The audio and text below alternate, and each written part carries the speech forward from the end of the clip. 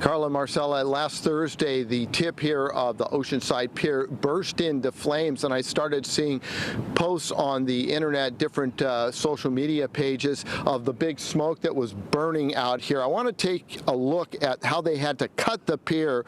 We're looking at where they made the cut, and that was to keep the flames from jumping over. As you look at the pier here, and as far as the building being burnt, you can see it is a total loss. That was what was Ruby's Diner.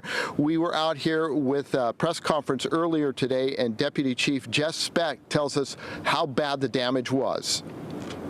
We had roof collapse, we peeled apart the walls, smoldering pile of rubble essentially. As far as the pier itself, on the westernmost side of the pier is where we saw most of the damage, and we have areas 2 to 3 feet burned all the way through the 4-inch planks that run across the pier, and as well as several of the cross members below those planks. So there's been significant damage to both the pier and the deck.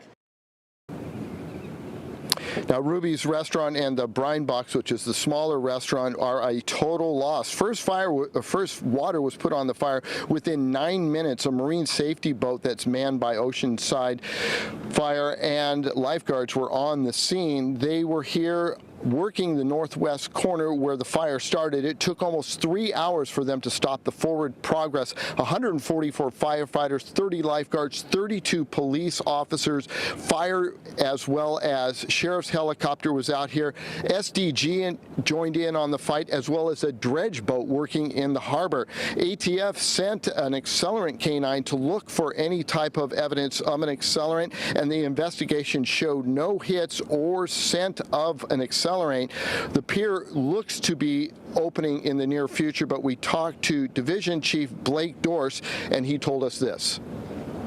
As far as the 75% portion being opened, we anticipate that as soon as possible, sooner than later. We just need to keep people away from the end of the pier, and so we need portable fencing to do that.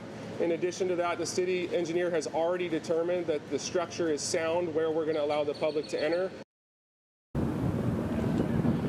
And as you look towards the northwest part of the pier here, that is the brine box. Now, there was a lot of speculation that that might have been the source of the fire, but as you can tell, the wind's blowing this way, and the brine box is on the leeward side of where the fire originated. So at this point, investigations are still ongoing, but they're hoping to get this pier open in time for the Memorial Day holiday kickoff of the summer season.